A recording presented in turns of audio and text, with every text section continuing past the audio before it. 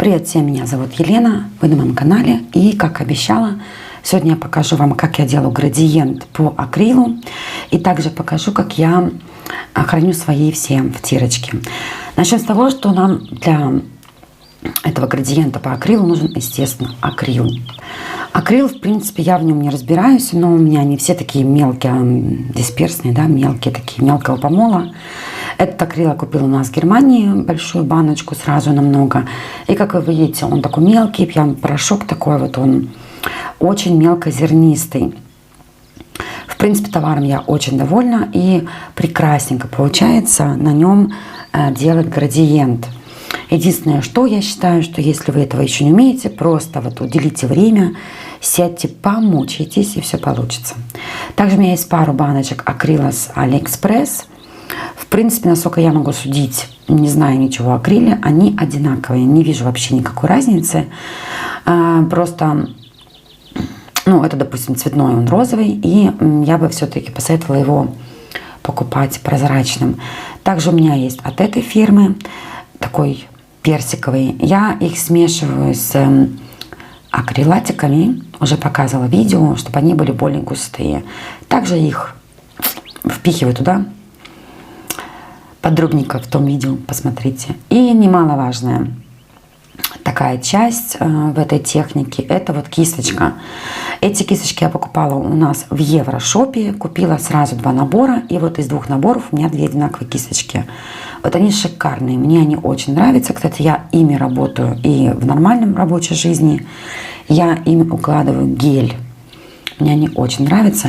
И вот мне кажется, вот с моим мнением, опытом, который я намучилась этим акрилом. По моему мнению, вот такие вот кисточки нужны, именно чтобы кончик был не такой вот кругленький, полноценный. Хотя, посмотрите, что у вас есть в арсенале, попробуйте разными кисточками. Для себя я вот именно поняла, что мне удобно именно такими кисточками. Вот это Born Pretty, которая специально для градиента. Никак я не могу с ней подружиться, у меня ничего не получается. Она там сплющивается буквально через пару секунд. И ну ничего, у меня не получается. У меня руки из попы ей работать. Так вот. Посмотрите просто, что у вас есть. И вот я еще буду применять вот такую вот кисточку. Она мне как вспомогательная кисть. Потому что из флакона желательно не пользоваться. Потому что они слишком много выдают материала, а нам для этой техники нужно поменьше. Поэтому ее я буду использовать именно как вспомогательную. Вот такие вот круглые, не знаю, попробовать, конечно, можно. Если нет ничего другого под рукой, кстати, я не пробовала, попробуйте. Именно то, что есть. Мне кажется, у мастеров у нас просто залежи этих кисточек какая-нибудь точно подойдет. И из всех вот этих техник, которые, грубо говоря, будут в этом видео, мне нравится именно вертикальный градиент. От этих, конечно, кисточек я в восторге, и очень жаль, что их больше в этом магазине нету. Ну а вдруг? Ну они, кстати, у меня уже больше года и в прекрасном идеальном состоянии. Шикарные кисточки. Так вот, про кисточки поговорили, про акрил поговорили. Теперь насчет цветов. Я считаю, можно там смешивать 2, и 3, и 4, и 5 оттенков, конечно, почему бы нет. Но когда вы смешиваете, допустим, 2 цвета, я беру более светлый, и вот, допустим, сиреневый, как у меня на ручках, да, как у меня на руках. И один фиг получается 3 цвета. Как говорится, зачем еще больше? Ногтевая пластина такая маленькая. Но я покажу вам из 2 цветов, а там уже, естественно, можно это сделать и из 3, из 5, и как, боже, душе угодно. Вот, эти 2 у меня сейчас на ноготочках, это от Гарри и Beauty Luxe. Я считаю, вот это именно когда большая разница в цвете, они прям шикарно смотрятся на ногтях. Для начала мы покрываем светлым оттенком, неважно какой вы выбрали, полностью типсу или ноготок. И прям тоненьким-тоненьким слоем. Даже я на себе делала ноготочки, у меня там что-то там плешивело, и ничего не было заметно. И берем нашу акриловую пудру и так хорошенько, прям обильненько покрываем наш ноготок. Из-за того, что тоненький слой гель-лака на типсе, на ногте, сама пудра не сильно-то и прилипает. Именно прилипнет то, что надо прилипнуть. Не трогая вот так вот, отправляем в лампу на 60 секунд. Подольше, чтобы оно именно хорошо просохло и заокрило. И после уже мы обтряхиваем кисточкой, у меня это для макияжа, обтряхиваем лишнее и начинаем. Беру вспомогательную кисть, наношу темный цвет. Можно начинать со светлого, это уже как вам интересно. И также обязательно, чтобы не было наплыва, именно, как сказать, типа втереть его, что ли. У кутикулы можно не бояться ничего наносить, все прекрасно наносится. Типс у меня большого размера, поэтому я все-таки возьму кисточку из флакона, но перед этим я хорошо ее обтерла. Она прям почти сухая, сухая, сухая. Именно важно, чтобы не было много материала на кисточке. Теперь беру свою кисточку, которая такая вот с тонким ворсом. И буквально пару взмахов руки. Кстати, вот вы проводите туда-сюда, туда-сюда. И можно чуть-чуть влево, чуть вправо. И таким макаром получается градиент. Даже на себе я делала намного быстрее, чем сейчас на видео. Видео под камеру это неудобно. И все. Ну, в принципе, уже нормально. Мне показалось светлого слишком много. И я покрыла также тоненьким слоем чуть-чуть ближе к середине, чтобы не было так много светлого цвета. Это уже можно варьировать. Когда вы поиграетесь, вы поймете, как, куда наносить этот цвет. И опять я ее обтираю. И буквально пару взмахов кисточки я ее переворачиваю и делаю в другую сторону. Все. Дальше я ничего не зюзюкаю. Все хорошо. Делаем второй слой. Не просушивая, я покрываю второй раз акрилом, акриловой пудрой. И также просушиваю 1 минуту в лампе. После просушки обязательно надо стряхнуть лишнюю пыль. И так всегда, и так, до бесконечности.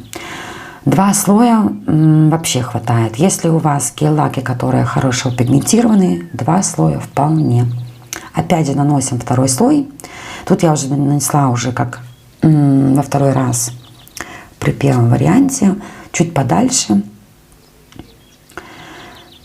Самое главное, чтобы именно слоя было немного, иначе будет плешивить. Надо, чтобы потоньше был слой. Вот именно вертикальный градиент у меня вообще очень быстро получился. На руках я вообще не мучилась. И также кисточкой из флакона, так как у меня большая типса, наношу посередине. Также типа втирающим слоем. Беру также кисточку, вытираю ее, чтобы она была чистенькая. И опять же пару взмахов кисточки, и градиент готов. Обязательно там чуть-чуть влево, чуть вправо надо смягчиться, чтобы был красивый переход. Но на этом и все. Прям вот раз-два и готово. Вообще быстро. Очень быстренько, все красиво получается. Красота, да, девочки? Вот. Показываю поближе, что да, есть там вот эти пычинки, тычинки, что-то там торчит. Но после перекрытия глянцевым топом ничего не видно вообще акриловой пудры. Все прекрасненько, глянец блестит и ничего не топорщится. Также покажу горизонтальный градиент. У меня он не сильно получается, но я покажу, как я вышла из положения. Как вот я, где-то девочка из в Инстаграме, она показывает эту технику, как там называется, не помню. Она своим именем назвала эту технику. Я у нее подсмотрела. Вот.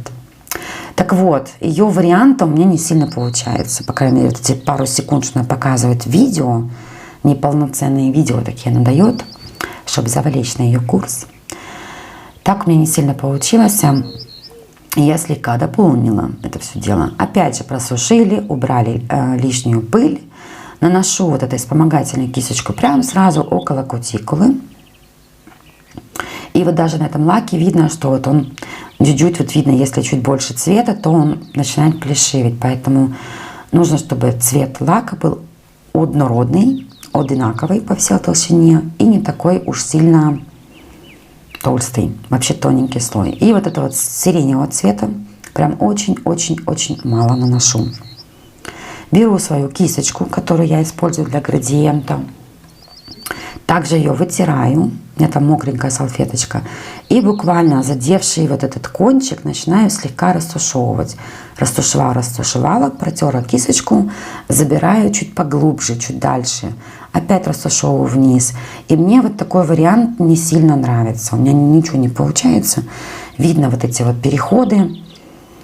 Не совсем я тут мучилась, чтобы сделать, грубо говоря, по этой технике. Мне такой вариант не сильно. Сейчас покажу, как я делаю.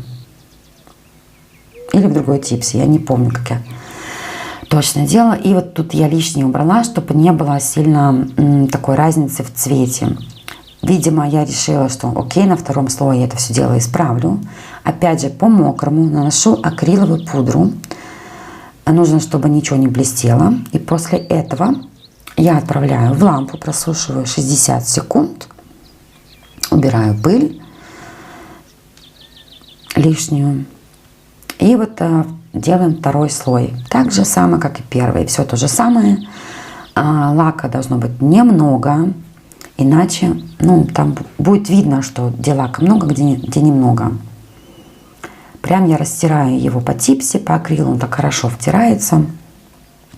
Также почти сухой кисточкой из флакона дорисовываю цвет до кончика ноготка. Опять же беру кисточку, обтираю ее и начинаю водить. Беру прям до самый конечек и тяну дальше, чтобы сделать градиент, переход. Опять протираю кисточку, если вижу, что она у меня запачкалась. И беру чуть-чуть выше. Я вот жду, когда я пойму, что мне ничего не получается. И вот таким макаром я это смешиваю.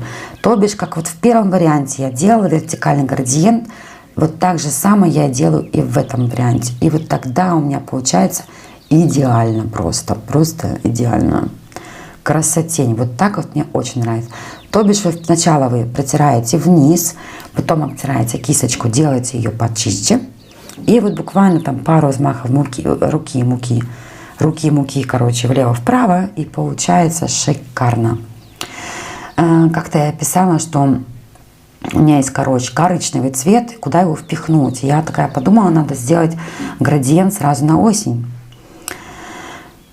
И чтобы вам, как сказать, закрепить упражнение, показываю еще раз. Подробненько расскажу, все покажу еще раз. Просушиваем это все дело, убираем пыль. Это обязательно, иначе потом будет все, вот и вся кисточка, все лаки в этой акриловой пудре. Тут я решила взять коричневый, да, смешать с желтым в градиенте, вертикальном, вижу.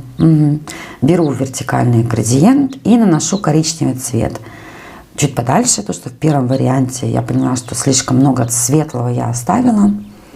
Наношу коричневый. Так же самое, чтобы не было много материала, прямо типа даже втаптываю его туда, около кутикулы, ничего не растекается. Можно сразу нанести вспомогательной кисточкой. И так как у меня все равно осталось много места, я использую кисточку из флакона.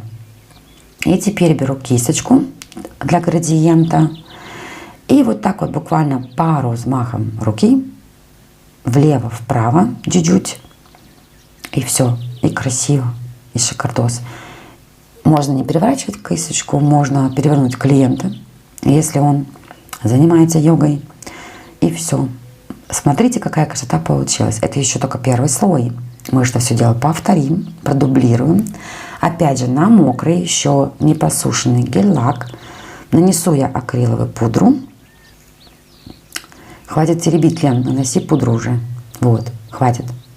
Ну, красиво, все, хватит, все. Наношу пудру, вот.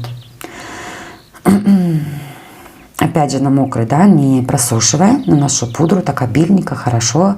Обязательно смотрю, чтобы нигде ничего не сверкало, не блестело. После этого просушиваю 1 минуту. После просушки обязательно убираю пыль. И наношу второй слой. Все как и в первом слое. Наношу коричневый по бокам. Также можно сделать и пару цветов, допустим, около коричневого еще впихнуть туда, допустим, оранжевый. Будет тоже прикольненько, очень яренько смотреться. Это уже дело фантазии или зависит от дизайна, что вы там запланировали. Так, конечно, ясень-тресень. Я показываю,